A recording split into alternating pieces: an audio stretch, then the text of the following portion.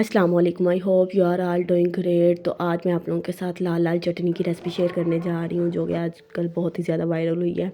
इसके लिए हमें रेड चिली चाहिए। तकरीबन 25 से 30 मैंने इसके पीस लिए हैं रेड चिली के, और साथ में 1 पाव के करीब तकरीबन लहसुन छिला हुआ मैंने लिया है। और जो रेड चिली है ना, ये मैंने रात को भिगो के रख दी थी, थोड़ा सा पानी अंदर ऐड करके, और सुबह उठ के मैं ये चटनी तैयार करूँगी।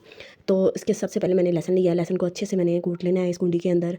इसको मतलब इसके लम्स अंदर नज़र आने चाहिए। जो चटनी बहुत ही ज़्यादा टेस्टी और फ्लेवरफुल, मतलब जब हम खाते हैं तो बहुत ही अच्छा इसका जायका आता है। इसको अच्छा सा पीसने के बाद हमने अदरक लेना है। तकरीबन ये 2 टेबल स्पून के करीब ये कुटा हुआ अदरक हमें इसकी ज़रूरत है। ठीक है, इन दोनों चीज़ों को मैंने अच्छे से पहले कूट लिया है। लहसुन और अदरक को अच्छा से कूटने के बाद मैंने एक सॉस पैन लिया था। जिस सॉस पैन में मैंने तकरीबन 5 से 6 चम्मच ऑयल के ऐड किए। जब ये ऑयल अच्छे से गर्म हो जाएगा तो हमने इसमें जो है ना लहसुन जो कूटा हुआ था वो हमने इसके अंदर ऐड कर लेना है। ठीक है, उसको ऐड करने के बाद हमने तकरीबन इसको भूनते रहना है। तकरीबन 10 से 15 मिनट हमने इसको भूनते रहना है, जब तक इसका कलर चेंज ना हो जाए। चलें, जब तक ये हल्का सा कलर इसका चेंज होता है तब तक हम इसकी चटनी बना लेते हैं। रेड चिली को हमने अच्छे से ग्राइंड करना है। इसके भी छोटे छोटे पीस ना अंदर नज़र आने चाहिए, जो कि बहुत ही अच्छे लगते हैं चटनी के अंदर ना। इसको ग्राइंड करने के बाद हम लहसुन की तरफ होते हैं। इसका कलर हल्का सा चेंज हुआ है, लेकिन हमने इसको मज़ीद इसका कलर चेंज करना है। अभी हमें इसे भूनते रहना है तकरीबन 5 मिनट तक हल्की आंच पे, ताकि ये जले भी ना और इसका मतलब कलर भी लाइट सा ब्राउन हो जाए। चलिए, उतनी देर में आप लोग को इसके स्पाइसेस बता देती हूँ जब तक इनका कलर चेंज होता है। इसके लिए मैंने 2 रेड चिली 2 स्पून लिए हैं। रेड चिली के साथ मैंने हल्दी थोड़ी सी लिया है, सूखा धनिया लिया थोड़ा सा, और साथ मैंने नमक लिया है इसमें जायका। तो गरम मसाला थोड़ा सा साथ मैंने ऐड किया। ये रेड चिली मैंने इसके अंदर ऐड कर दिया, और साथ ही मैंने इसके अंदर अदरक भी ऐड कर दिया। चलिए, अब इसके अंदर हमने ये स्पाइसेस भी इसके साथ ही डाल देने हैं, ताकि ये अच्छे से इसके अंदर पक जाए। इसको तब तक पकाते रहना है जब तक इसका ऑयल सेपरेट ना हो जाए अच्छे से।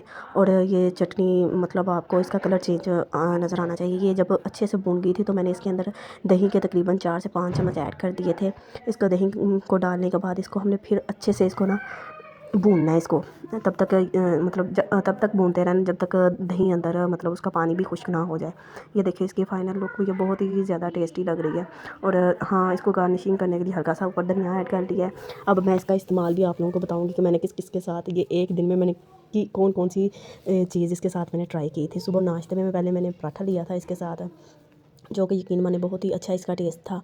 और साथ मैंने थोड़ी सी दही ले ली थी, और ये पराठा भी मैंने खुद बनाया था, और चटनी भी मैंने खुद बनाई थी। नाश्ते से पहले ही मैंने चटनी बना ली थी कि मैंने आज यही चटनी मैंने खानी है, और इसी से मैंने नाश्ता करना है। ये मैंने सुबह नाश्ता इसके साथ किया था, साथ में थोड़ी सी दही ले रही थी।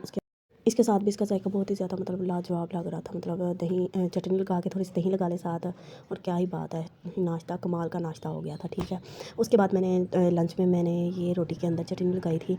पराठा मैंने सुबह की तरह बनाया था, लेकिन इसके अंदर मैंने यही चटनी लगा के पराठा बनाया था, और साथ मैंने थोड़ी सी दही ले ली थी। और डिनर से पहले ही मैंने ये सवैयाँ बनाई थी, अपने बेटे के लिए बनाई थी, लेकिन उसने नहीं खाई। तो इसमें नमक और मिर्च लाइट सी थी, इसलिए मैंने साथ चटनी का कम्बिनेशन कर लिया, तो जो ये बहुत ही ज़्यादा लाजवाब बन गई थी। ठीक है, आप भी मस्ट ट्राई कीजिएगा इसके साथ, आप लोगों को भी इसका टेस्ट अच्छा लगेगा। उसके बाद मैंने तकरीबन डिनर में मैंने दाल चावल बनाए हुए थे, तो दाल चावलों के साथ मैंने थोड़ी सी प्याज ली, उसके अंदर मैंने ये चटनी ऐड कर ली, उसको अच्छे से मिक्स करके साथ रख लिया, और साथ मैंने थोड़ी सी चटनी ले ली थी। ठीक है, और इसके साथ भी इसका जायका बहुत ही ज़्यादा फ्लेवरफुल आ रहा था। यकीन माने, ये चटनी बहुत ही ज़्यादा, जो चटपटी चीज़ें खाते हैं ना उनके लिए बहुत ज़्यादा मतलब कारआमद साबित होने वाली है। ठीक है, आप भी मस्ट ट्राई कीजिएगा।